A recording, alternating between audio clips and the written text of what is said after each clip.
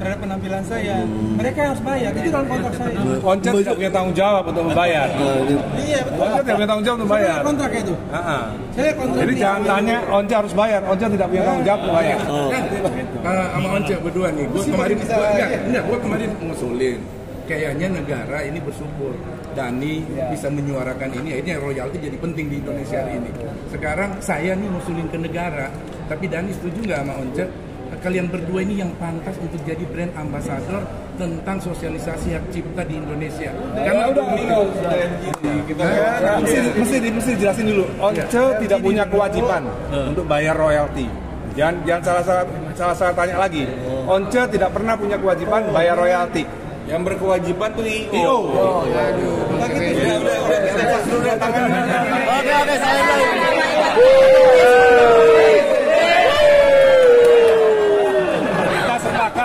Kita sepakat. Pade sedikit dong tentang persiapan manggung ini konser. Tadi semua pengarang lagu tadi udah sepakat bahwa semuanya harus pakai izin.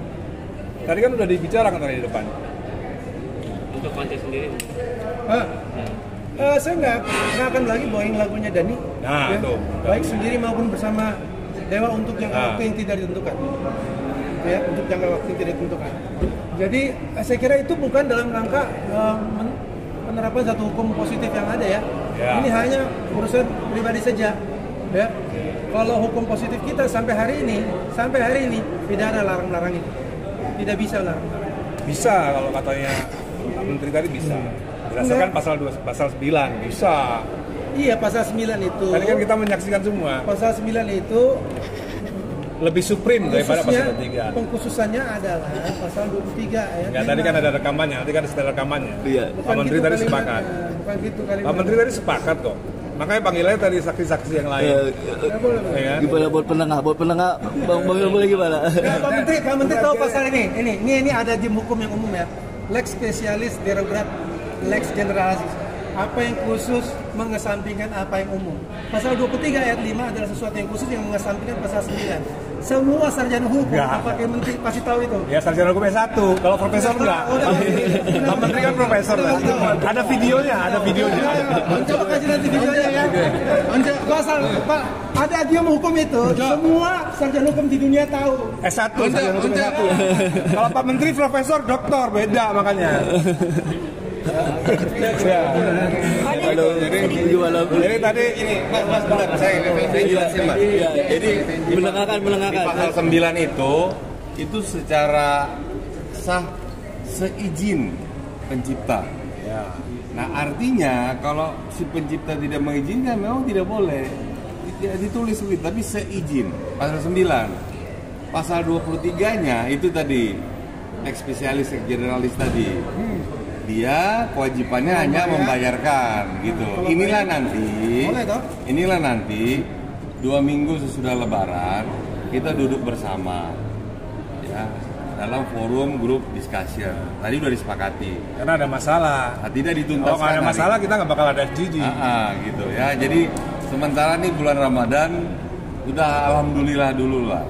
Ya udah bisa deket-deketan, senyum-senyuman. Bisa lagi Lebaran. Kita sebelum Mas Ocha, tapi merasa nggak selama ini membayar? Membayar, selama ini kan membayar royalti untuk Saya kalau bikin kontrak dengan IO bahwa mereka yang bertanggung jawab membayar royalti. Sesuai dengan pertanyaan, apakah benar keyakinan pencipta bahwa suatu pertunjukan wajib meminta izin terlebih dulu kepada pencipta? Dan apakah benar pasal 23 bertentangan dengan pasal 9? Sebenarnya keinginan pencipta ini masuk dalam konteks ius constituendum atau cita-cita keinginan perubahan hukum yang akan datang, karena tidak mungkin dapat diterapkan pada ius constitutum atau hukum positif yang berlaku saat ini.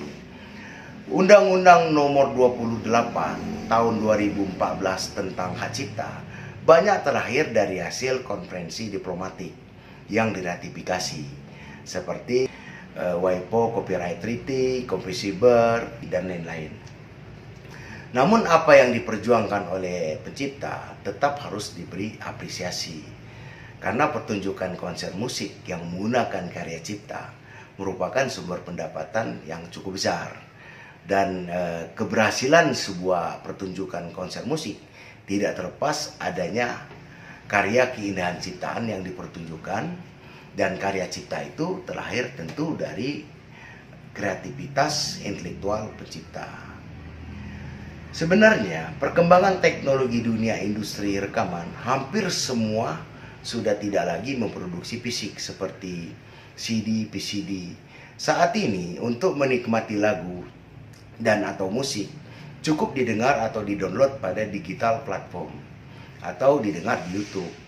Kemajuan teknologi ini telah menciptakan sistem perniagaan pada pasar yang sama dan seolah-olah telah melahirkan perebutan pada penjualan di pasar yang sama.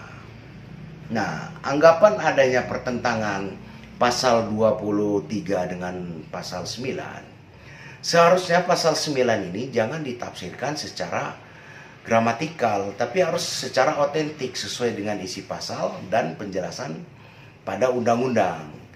Pasal 9 mulai dari ayat 1 huruf A sampai huruf I di luar huruf F, dan ayat 2 sampai ayat 3 itu mengatur secara general atau secara umum, seperti tentang penerbitan ciptaan, penggandaan ciptaan, penerjemahan ciptaan, dan lain-lain.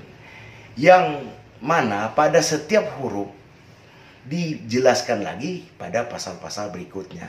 Dan yang wajib mendapatkan izin adalah penggandaan atau fiksasi. Artinya undang-undang ini sangat melindungi karya cipta. Sebenarnya titik permasalahan oleh sebagian pencipta ada di pasal 9 huruf F terkait pertunjukan. Karena pertunjukan bukan dari bagian penggandaan ciptaan dan tidak wajib meminta izin kepada pencipta asal membayar imbalan kepada pencipta melalui lembaga manajemen kolektif.